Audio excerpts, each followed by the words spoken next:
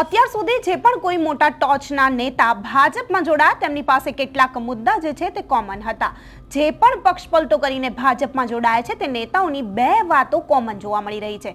પહેલું તો તેઓ વિકાસના કામો નહોતા કરી શકતા અને બીજું રામ મંદિરનું પ્રાણ પ્રતિષ્ઠા મહોત્સવમાં આમંત્રણ નકારવા મુદ્દે।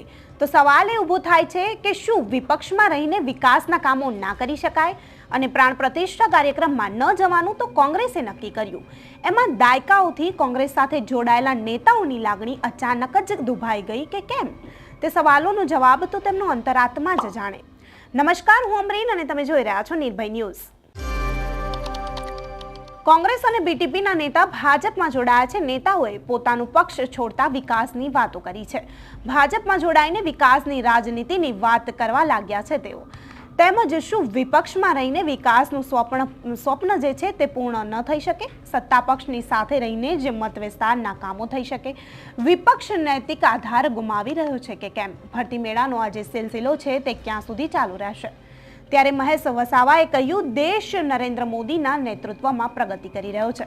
નરેન્દ્ર મોદી મુખ્યમંત્રી બન્યા ત્યારથી જ હું તેમની સાથે હતો। ડેડિયાપાડામાં અમે સાથે કામ કર્યું છે। લોકસભામાં અમે ભાજપની સાથે જ રહ્યા છીએ। લોકોના કામ થાય એ અમારો મુખ્ય હેતુ છે।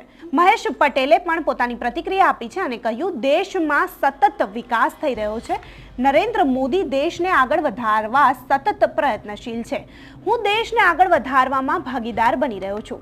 સારી જગ્યાએ જવામાં કોઈ વાંધો નથી। દેશના તમામ લોકો જે છે તે વિકાસને અનુભવી રહ્યા છે। જ્યાં સારું લાગે ત્યાં જવું જોઈએ।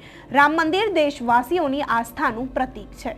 વિકાસના નામે સત્તા પક્ષ તરફ બીજા ઘણા મોટા નેતાઓએ પણ કોંગ્રેસ છોડી ભાજપમાં જોડાયા છે તથા બીજી પાર્ટીઓ વિકાસના નામે સત્તા પક્ષ તરફ બીજા ઘણા મોટા નેતાઓએ પણ પક્ષ પલટો કર્યો છે। જેમાં અર્જુન મોઢવાડિયા, અમરીશ ડેર, નારણ રાઠવા, સંગ્રામ રાઠવા, મોહન રાઠવા, સીજે ચાવડા, ચિરાગ પટેલ, ચિરાગ કાલરિયા, જોઈતા પટેલ જેવા નેતાઓ સામેલ છે। ત્યારે સવાલ એ ઊભો થાય છે કે શું વિપક્ષમાં રહીને વિકાસ ન થઈ શકે?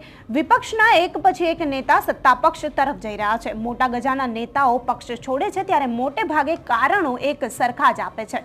દરેક નેતા પ્રધાનમંત્રીની વિકાસની રાજનીતિની વાતો કરી રહ્યા છે। સવાલ એ છે કે નરેન્દ્ર મોદીની વિકાસ નીતિનો અનુભવ દાયકાઓ બાદ થયો। કોંગ્રેસનું રામ મંદિરને લઈને વલણ સ્પષ્ટ હતું। જ્યારે કોંગ્રેસના ટોચના નેતાઓએ કોંગ્રેસ છોડ્યું ત્યારે રામ મંદિરના વિરોધનું કારણ આપ્યું। વર્ષો સુધી કોંગ્રેસના સ્ટેન્ડ સામે તેમને વાંધો નહોતો રહ્યો અને રહીને હવે વાંધાઓ ઉપડી રહ્યા છે।